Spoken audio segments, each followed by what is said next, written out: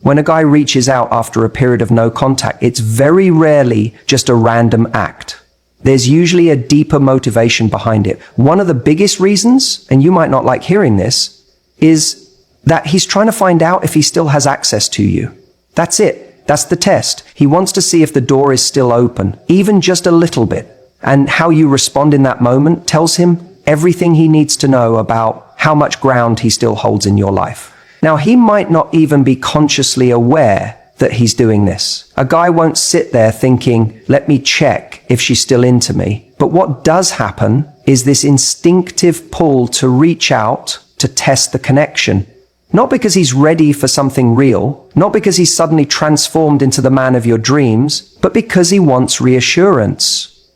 Reassurance that if he needed the validation, it's there. And that's where you have to be very, very careful. He might send you a message that seems sweet, innocent even, something like, hey, just thinking of you, or hope you're doing okay. And your brain goes into overdrive. Oh my God, he's been thinking about me. Maybe he misses me. Maybe this is it. Maybe he's finally realized what we had. But what if I told you that message wasn't really about you? What if it was more about him, about his ego, about calming the discomfort he's feeling because for once you're not available on demand? That's what makes this moment so dangerous, because the test isn't always obvious. He's not going to say, I'm just checking if you still care about me.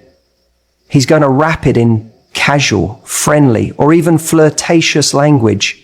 And if you respond immediately, if you sound too enthusiastic, if you open the emotional floodgates, he gets what he came for, confirmation that you're still there. But here's the twist. He might not do anything with that information. He might disappear again right after. Why? Because his goal wasn't to reconnect. His goal was to know he could. That's what access is all about, emotional access. Does he still have your attention? Does he still affect your day? Can he still get a response? If the answer is yes, he walks away with a confidence boost while you're left wondering what just happened. And in that moment, you might even feel worse than before he reached out because it's confusing. It gives false hope and it reopens a door that you were just starting to close. The truth is, some people thrive on knowing they still hold power in your life, even if they have no intention of stepping back into it. Even if they've already shown you they're not capable of giving you what you deserve. They don't want the relationship, but they don't want to lose the option. And that's where you need to be grounded.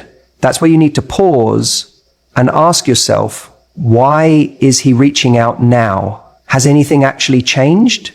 Is he asking for something real, or is he just looking for a hit of reassurance? Because when you don't answer immediately, when you don't jump back into that dynamic like nothing happened, it shifts something.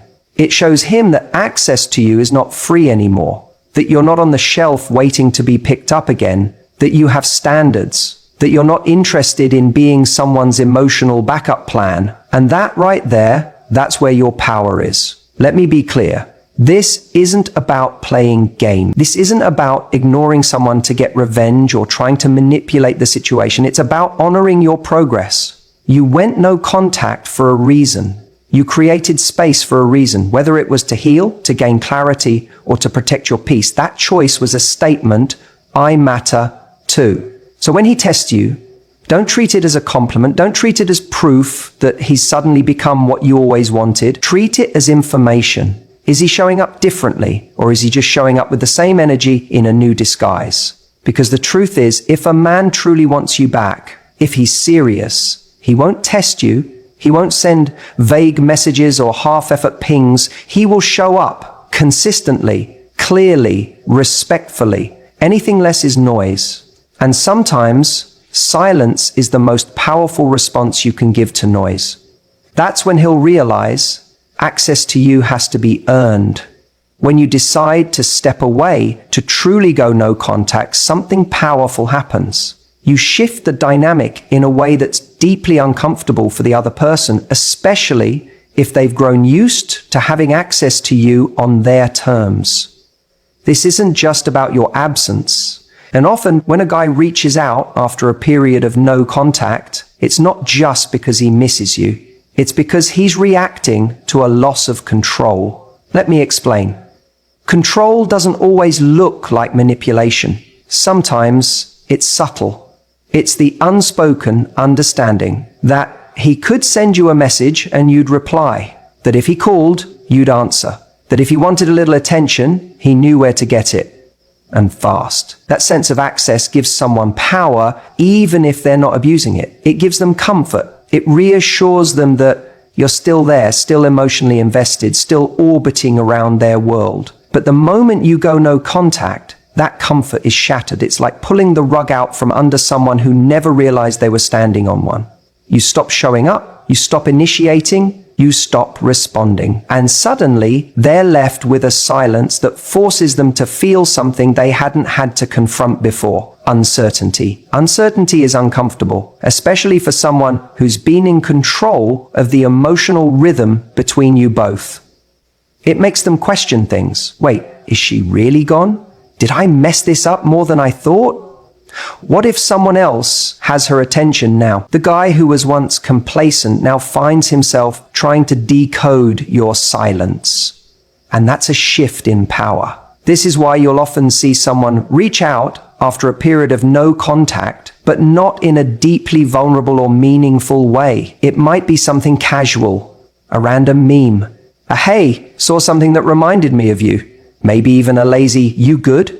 Don't mistake this for genuine reconnection. This is a test. It's a temperature check. It's not about love or growth. It's about whether he still has access to the comfort he lost. If you reply right away, if you fall back into the rhythm he remembers, he gets his answer. Ah, she's still there. And once that reassurance lands, he might go quiet again. You've just passed his test. And that means, in his mind, he can still influence your emotions without needing to show up differently. But if he reaches out and you don't respond, or you respond in a way that's neutral, self-assured, maybe even a little indifferent, he starts to feel the impact of losing real influence over you. And here's the kicker. Most people don't test you after no contact to reconnect. They test you to see if they need to. If you're still available, they don't have to change. They don't have to apologize. They don't have to step up. But if you're no longer easy to reach, no longer easy to read, that pressure starts building because now the ball is in their court. Now they have to decide, are they willing to do the uncomfortable thing and pursue you with clarity and intention? Or was their interest only ever about control in the first place?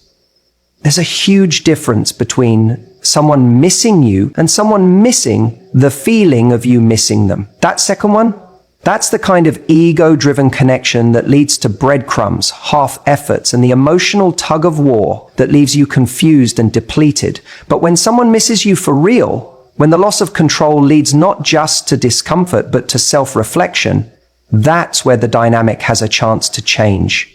That's when you find out what he's truly made of. Because a man who genuinely wants you back doesn't just test the waters, he jumps in fully. He reaches out with clarity, he shows up with effort, he communicates with purpose. There's no vague texting, there's no games, there's no attempts to make you do the work for him. No contact is a mirror.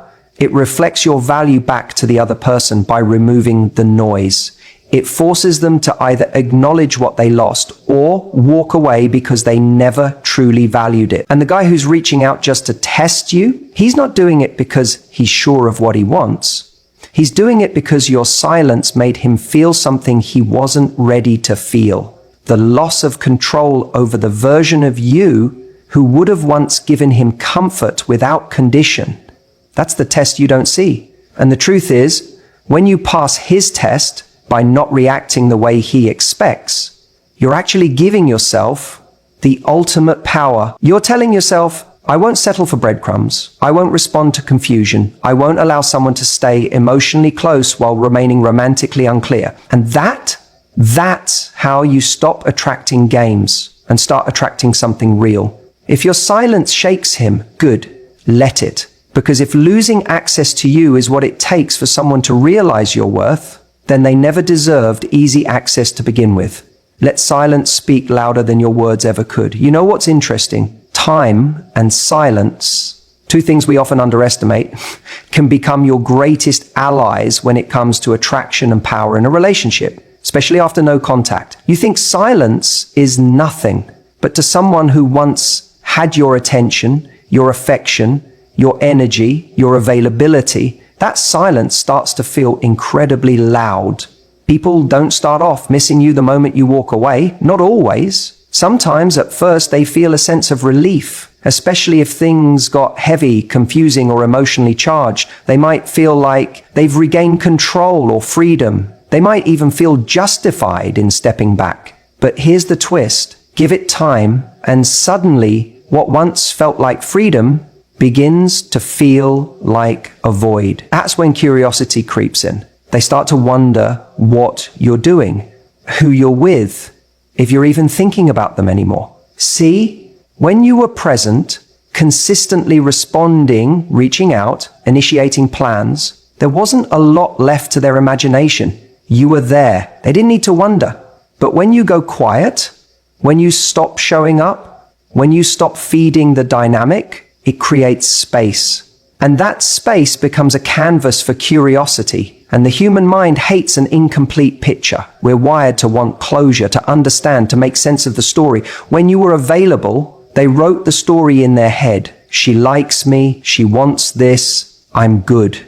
But no contact. That story starts unraveling. Wait, why hasn't she reached out? Did I misread something? Did she move on? Was she really over it that quickly? That's when the questions start. That's when the ego gets triggered. Because let's be real, most people are used to being the center of their own universe. They assume others are orbiting around them. But when you disappear, when you stop orbiting, they feel the shift. Your silence challenges the narrative they built about themselves. And make no mistake, curiosity is powerful. Sometimes it's even more powerful than desire. Because desire can fade, but curiosity gnaws at you. It lingers in the quiet moments, when the phone doesn't buzz, when they check your social media and see nothing, or see you smiling and unbothered. Suddenly their mind starts to wander. They want to know what's going on inside your head. But here's where people mess it up. They get the first breadcrumb, the "Hey, how are you?" And they think it means everything. They rush in, they over-explain, they pick up where they left off. But that little reach out, that's usually just curiosity trying to soothe itself. It's not always intention. It's not always growth. It's often just ego looking for reassurance. That's why you need to hold the line. Because if someone is truly reflecting, if they're genuinely starting to miss you, not just the validation you gave, but you, then they'll go beyond curiosity. They'll show clarity, they'll show effort, they'll step into the discomfort of reaching out vulnerably. Not just testing the waters, but wanting to swim across the ocean to reach you. Time and silence give people the space to ask themselves important questions. Not just do I miss her, but why did I let her go? What did I overlook? Who was I and who do I want to be now? But they can only ask those questions if you're not right there, filling the silence for them. Because if every time they miss you for a second, they can text you and get a quick hit of your energy, they never have to miss you fully. They never get to feel the weight of your absence. And if they don't feel the weight of your absence, they don't realize the true value of your presence. So when someone reaches out after no contact and you wonder why now, understand this. It's not always a sign of realization. Sometimes it's just a sign of discomfort, of unease, of curiosity that couldn't stay quiet. But if you hold your ground, if you maintain your standards, if you don't rush to soothe their momentary confusion, then you give space for something deeper to emerge. Because that curiosity, left unanswered, can evolve into appreciation, into reflection, into real growth. But only if they have to sit in the silence long enough to feel it. Only if they feel the gap between who you were when they had you and who you are now, standing strong in your power. That's the beauty of silence. It tells a story. It says, I don't chase, I choose. It communicates confidence without a single word. And the more someone realizes they can't just snap their fingers and get you back, the more they have to rise to meet you, not as someone testing the waters, but as someone ready to dive in with both feet. Because if they truly want you, they'll prove it not with a curious message, but with a committed effort. And if they don't, your silence already gave you the answer. One of the biggest mistakes people make after no contact is thinking that the first message from their ex or the first test means everything has changed. It doesn't. In fact, in many cases, it's not a sign of growth at all. It's a sign of strategy. Let me explain what I mean. When someone reaches out after a period of silence, especially after no contact, there's a very good chance they're not doing it because they've had some massive emotional epiphany. A lot of the time, it's not about love. It's about ego. They're not asking, how can I win this person back the right way? They're asking, can I still win them over without really trying? That's the test. It's subtle. Sometimes it comes in the form of a casual, hey, just thinking about you. Or a random meme they know will remind you of an inside joke. Or they reply to your story with a fire emoji. None of these things are meaningful in themselves, but they're strategic. They're low investment feelers to see how you'll respond. If you respond enthusiastically, warmly, or too quickly, they get their answer. You're still emotionally available to them. And what do they do with that information? Often, nothing. Because now they know they can reach out whenever they want and get a little hit of attention from you. It soothes their ego, but here's the thing. They didn't have to commit. They didn't have to be vulnerable. They didn't have to take a risk. You did. That's what a test is. It's a game of emotional chicken. Who will flinch first? They want to see if you're going to break the silence with feeling, if you're going to open up, give a long response, maybe even suggest a catch up. That way, they don't have to make the effort. You do it for them. And the moment you do, you give them exactly what they want without them having to earn it. This is one of the biggest power shifts in any post-breakup situation. After no contact, the dynamic has changed. You were the one who decided to step away, to draw a line, to protect your peace. That's not small. That's strength. That's self-respect. But when they test you, they're not just seeing if they still have a line into your heart. They're trying to get you to abandon that strength first, so they don't have to risk theirs. They want you to do the emotional heavy lifting, because if you do, they're safe. They don't have to put themselves out there. They don't have to say, I miss you. They just have to send a few breadcrumbs and wait to see if you chase the trail. And if you do, they feel validated, not because they're ready to invest again, but because they were able to reawaken your feelings without showing any real commitment. And let's be honest, many people aren't looking to fix things. They're just looking to fix how they feel. They might be lonely that day. They might be having doubts. They might have seen you looking good in a story or heard from a friend that you're doing well, and suddenly their pride kicks in. Wait a second, are they actually moving on? Now, their need for reassurance wakes up, and instead of facing it directly, they test you to soothe that anxiety. But here's where your power comes in. When you recognize this test for what it is, a strategy to see if you'll go first, you stop giving away your peace for a few crumbs of attention. You stop jumping at the first sign of contact and thinking it's the start of something meaningful. Because meaningful doesn't look like one text after silence. It looks like consistent action, honest communication, vulnerability, and effort. Anything less is just noise.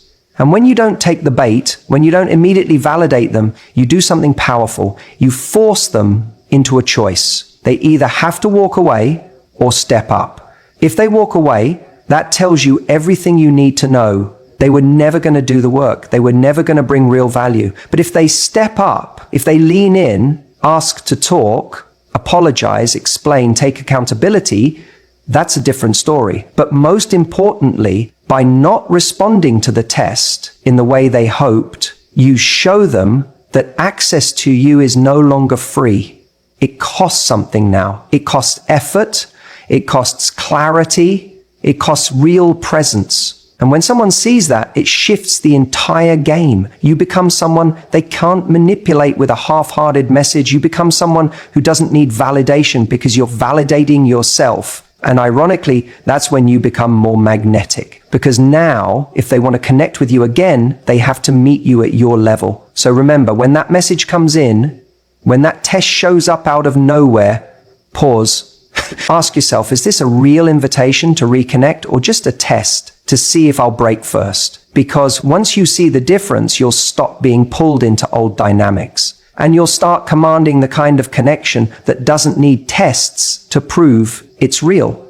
Let them be the one who steps forward first. Let them do the work this time. When you were always around, when you were constantly messaging, always the first to respond, showing up in every way you knew how, your presence became expected. And what becomes expected eventually becomes background noise. It's not that he didn't see your value, it's that your value was too readily available. When someone knows they can have you at any time, they stop trying.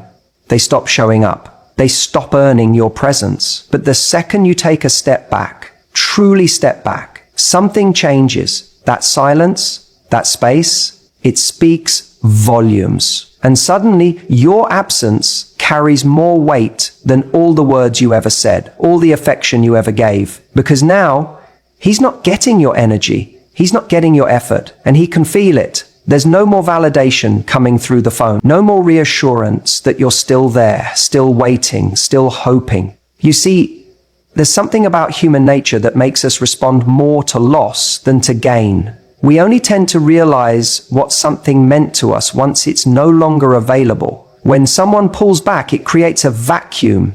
And that vacuum is felt most by the person who used to receive the energy you used to give.